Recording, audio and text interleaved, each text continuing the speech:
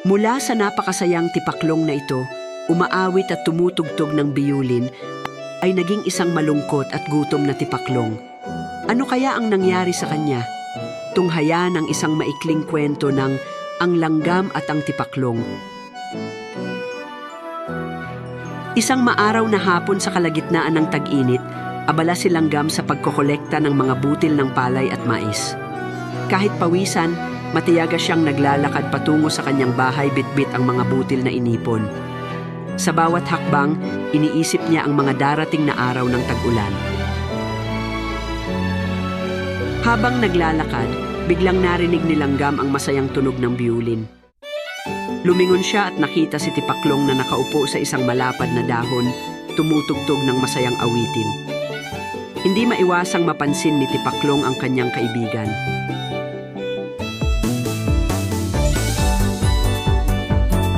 "Langgam, bakit ka ba nagmamadali?" tanong ni Tipaklong habang pinapatugtog ang huling nota ng kanyang kanta. "Halika, maglaro ka muna. Napakaganda ng araw, sayang naman kung di mo masulit."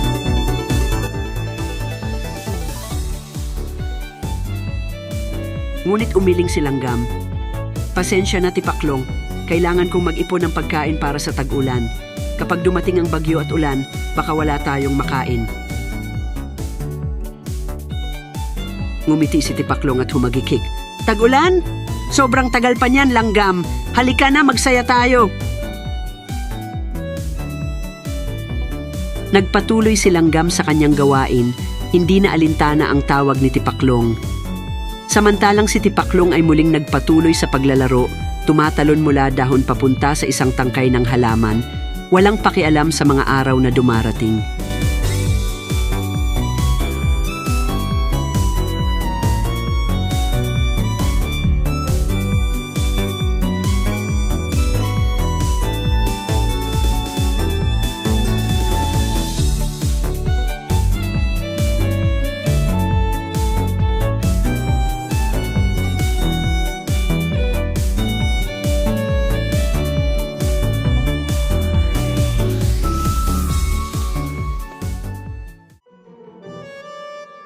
Lumipas ang ilang linggo at bumuhos ang malakas na ulan.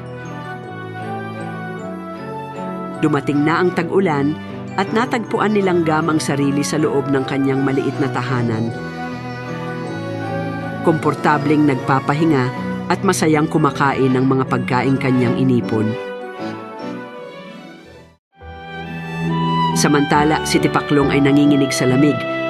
Basang-basa siya at gutom na gutom dahil wala siyang naipon na pagkain.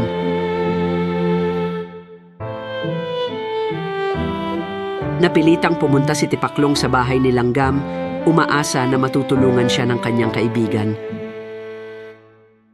"Langga," mahinang tawag ni Tipaklong habang kumakatok sa pintuan. "Pahingi naman ng kaunting pagkain. Nagugutom na ako." Binuksan ni Langgam ang pinto at tiningnan si Tipaklong. "Ano ang ginawa mo nung tag-init, Tipaklong?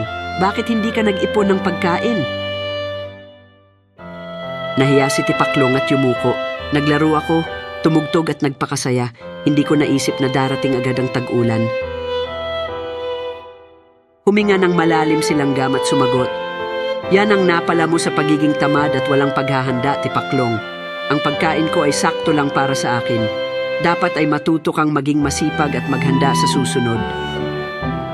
Walang magawa si Tipaklong kundi maglakad palayo, basang-basa at nagsisisi.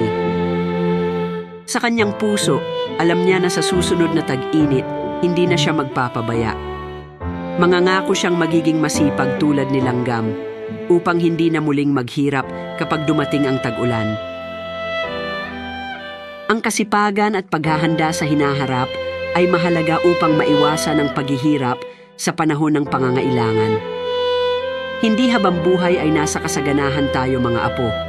Gayahin si Langgam at maging handa sa oras ng pagsubok. Kung nagustuhan mo ang ating maikling kwento, sana ay mag-subscribe ka naman na po at mag-like sa mga video sa ating munting channel.